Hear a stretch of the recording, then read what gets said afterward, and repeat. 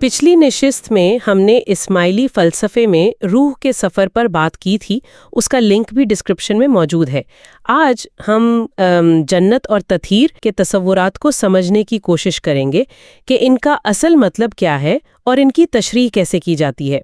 जी, बुनियादी नुक्ता ये समझना है कि जन्नत, आप देखें, कोई सिर्फ मादी बाग नहीं है, ये एक रूहानी हालत है, खुदा के कुर्बत और उसके नूर की कैफियत, और उसका मरकज़ असल में दीदार इलाही है।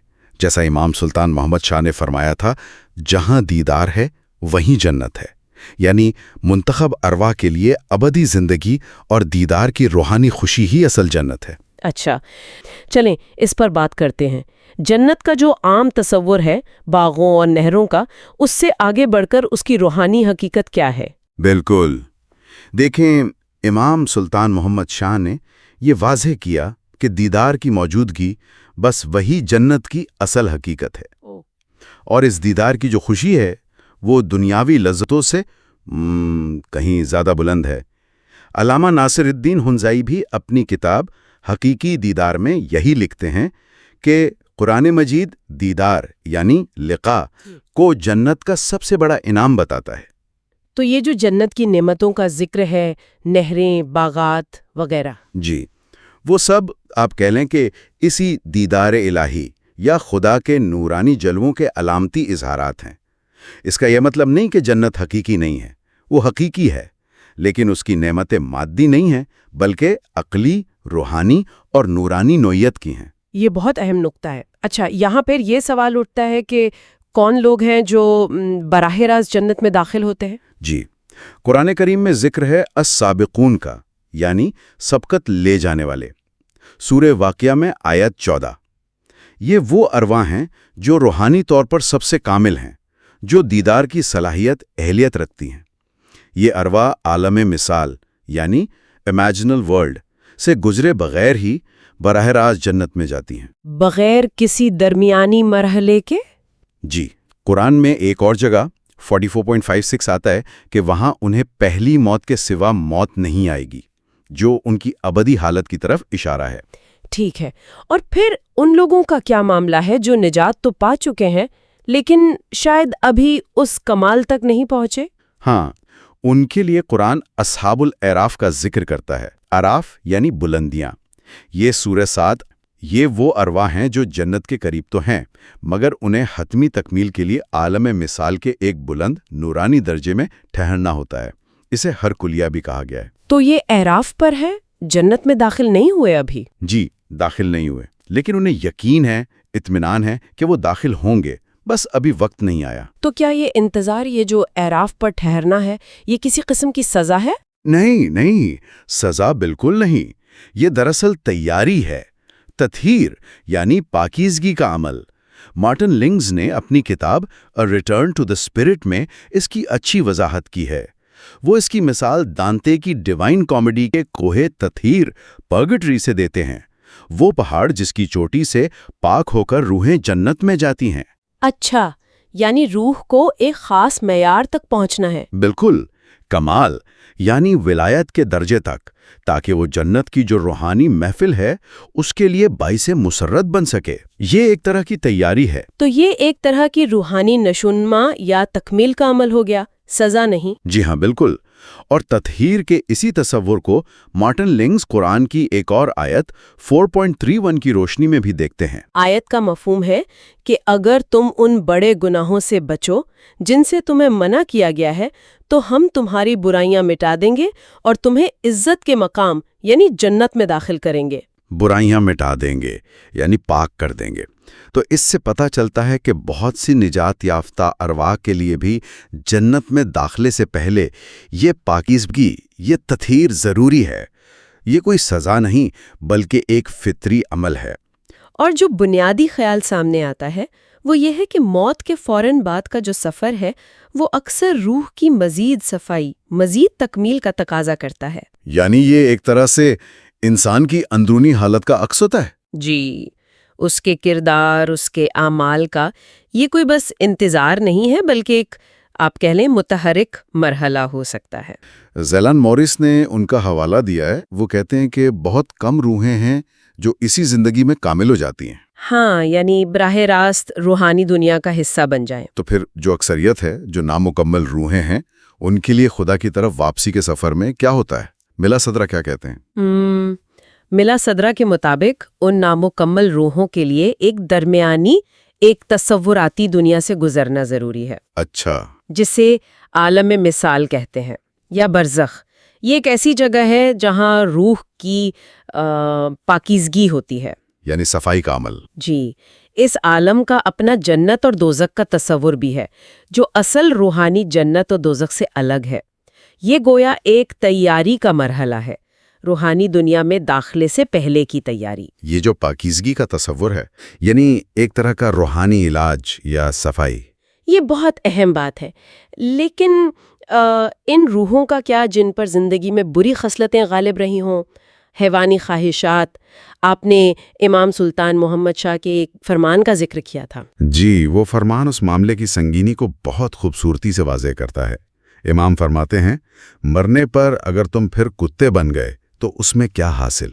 تمہارے نیک اعمال تمہارے فائدے کے لیے ہیں، جیسا عمل کرو گے ویسے ہی بن جاؤ گے۔ جیسا عمل کرو گے ویسے ہی بن جاؤ گے، یہ تو بہت گہری بات ہے۔ جی، یہ روح کی اندرونی حالت اور اس کے انجام کے تعلق کو بہت واضح کرتا ہے۔ یہ بات ہمیں ایک اور تصور کی طرف لے جاتی ہے جس کا ذکر ملتا ہے ذرائع میں، جسے بعض اوقات تناسخ کہا گیا ہے۔ یہ کیا ہے اور یہ عام پنرجنم کے تصور سے کیسے مختلف ہے؟ ہاں، یہ سمجھنا بہت ضروری ہے۔ یہ جو تناسخ کا تصور ان ذرائع میں ملتا ہے، یہ دنیا میں دوبارہ جنم لینے یعنی ری انکارنیشن اس سے بالکل مختلف ہے۔ یہ تبدیلی صرف اسی درمیانی عالم میں ہوتی ہے، عالم مثال یا برزخ میں، اس مادی دنیا میں نہیں۔ یعنی جسمانی طور پر دوبارہ جنم نہیں؟ نہیں، بالکل نہیں۔ محمد کمال اس کی وضاحت کرتے ہیں کہ جو نامکمل یا گنہگار روحیں ہیں وہ موت کے وقت اپنی اندرونی نفسیاتی حالتوں کو ایک ظاہری شکل دے دیتی ہیں، گویا وہ اپنی غالب خصلت کے مطابق ایک تصوراتی جسم خود تخلیق کرتی ہیں۔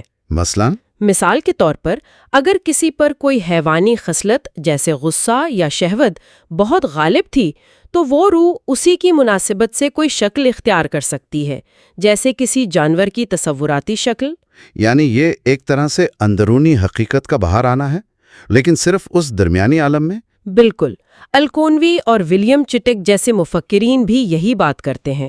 چٹک تو الغزالی کا حوالہ دیتے ہوئے لکھتے ہیں کہ انسان برزخ میں اپنے غالب کردار کے مطابق شکل اختیار کرے گا۔ جی، جیسے اگر شہوت کا غلبہ تھا تو سور کی شکل میں، اگر غصے اور درندگی کا غلبہ تھا تو کتے کی شکل میں۔ الغزالی نے تو انسانوں کی 4 بنیادی اقسام بھی بتائی ہیں: سور یعنی شہوت پرست، کتا یعنی غضبناک، شیطان یعنی مکار، اور دانا آدمی یعنی حکمت والا۔ یہ تو کافی سنجیدہ بات ہے۔ یقیناً، یہ تصور اس بات پر بہت زور دیتا ہے کہ ہماری باطنی زندگی، ہمارے اندر چھپی ہوئی خصلتیں، وہ مرنے کے بعد ہماری حقیقت کو کیسے شکل دیتی ہیں۔ یہ واقعی ایک اہم سوال اٹھاتا ہے کہ ہم اپنی اندرونی حالت پر کتنی توجہ دے رہے ہیں۔ جہنم بس کوئی جگہ نہیں بلکہ ایک روحانی کیفیت۔ ہاں، یہ بہت اہم نکتہ ہے۔ مطلب یہ سزا کے پورے تصور کو ہی بدل دیتا ہے۔ بالکل۔ یہ ذرائع بتاتے ہیں کہ جہنم، جسے کبھی کبھی عالم مثال کی آپ کہہ لیں سب سے نچلی سطح سمجھا جاتا ہے، وہ دراصل الجھن ہے، گہرا پچھتاوا ہے اور خدا سے روحانی دوری کا احساس ہے۔ تو یہ کوئی باہر سے مسلط کی گئی سزا نہیں؟ جی نہیں، بلکہ روح کے اپنی اندرونی خرابی یا جہالت اور دنیا میں جو اعمال کیے ان کا ایک طرح سے فطری نتیجہ ہے۔ یہ تو واقعی حیران کن بات ہے۔ اور وہ جو جہنم کی آگ، نار کا ذکر آتا ہے، ذرائع کہتے ہیں کہ وہ اصل میں خدا کا نور ہی ہے۔ نور؟ جی بالکل۔ یہ امام سلطان محمد شاہ نے بھی واضح کیا ہے کہ سزا یافتہ لوگ پچھتاوے میں جلیں گے۔ پچھتاوا اس بات کا کہ وہ خدا کی رحمت کے مستحق کیوں نہ بن سکیں۔ یعنی مسئلہ خدا کے نور میں نہیں بلکہ روح کی اپنی حالت میں ہے۔ ہاں، یوں سمجھے جیسے تیز روشنی بیمار آنکھ کو تکلیف دیتی ہے، ویسے ہی الہی حقیقت ایک بگڑی ہوئی ناپاک روح کے لیے ناقابل برداشت ہو جاتی ہے۔ اچھا۔ قرآن کریم میں بھی سورۃ الاعلیٰ میں ذکر ہے، آیات 11-12، کہ بدبخت وہاں نہ مریں گے اور نہ جئیں گے۔ نہ مریں گے نہ جئیں گے، یہ تو سننے میں بڑا عجیب اور شدید تکلیف دہ لگتا ہے۔ یہ کیسی کیفیت ہے؟ جی بہت شدید۔ ناصر الدین طوسی نے اس کی مزید وضاحت کی ہے کہ وہاں لوگ بالکل متضاد حالتوں میں پھنسے ہوتے ہیں۔ متضاد حالتیں؟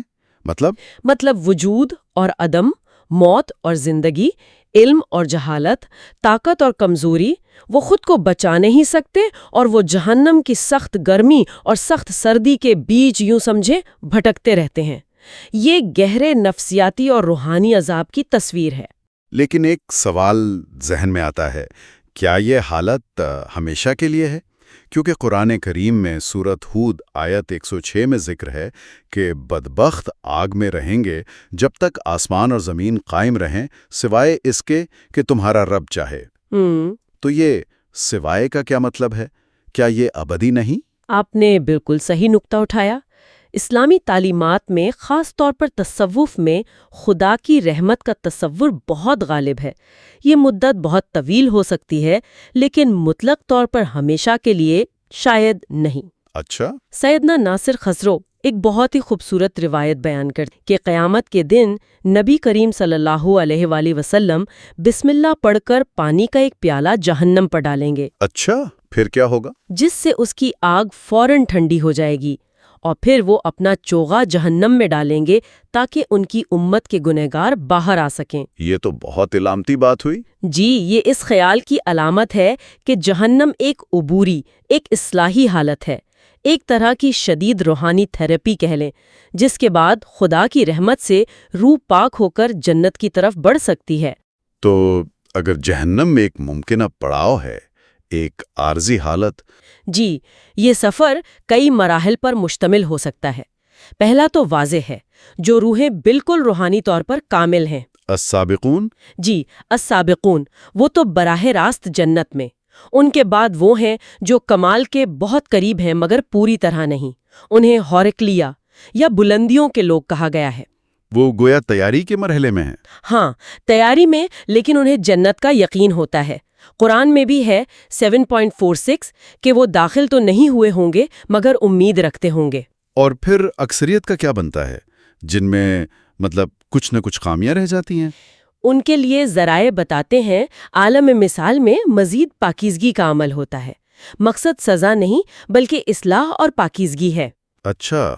پھر ایک اور مرحلہ بھی بیان کیا گیا ہے، ان روحوں کے لیے جن پر دنیاوی زندگی میں حیوانی خصلتیں جیسے لالچ یا غصہ بہت غالب رہی ہوں۔ وہ علامتی طور پر عالم مثال میں ان خصلتوں کا ظاہری روپ دھار سکتی ہیں۔ امام سلطان محمد شاہ کا قول ہے نا، تم جس قسم کا عمل کرو گے ویسے ہی بن جاؤ گے۔ یہ اندرونی حقیقت کا ایک طرح سے باہر آنا ہے۔ اور اس سارے سلسلے میں جہنم پھر سب سے نچلی حالت ہوئی؟ بالکل، جہنم وہی پچھتاوے، عدم استحکام اور خدا سے دوری کی حالت ہے، روح کی سب سے پست کیفیت۔ لیکن جیسا آپ نے کہا، یہ آخری منزل نہیں ہے۔ جی نہیں، آخری منزل نہیں، حتمی طور پر خدا کی رحمت غالب آتی ہے۔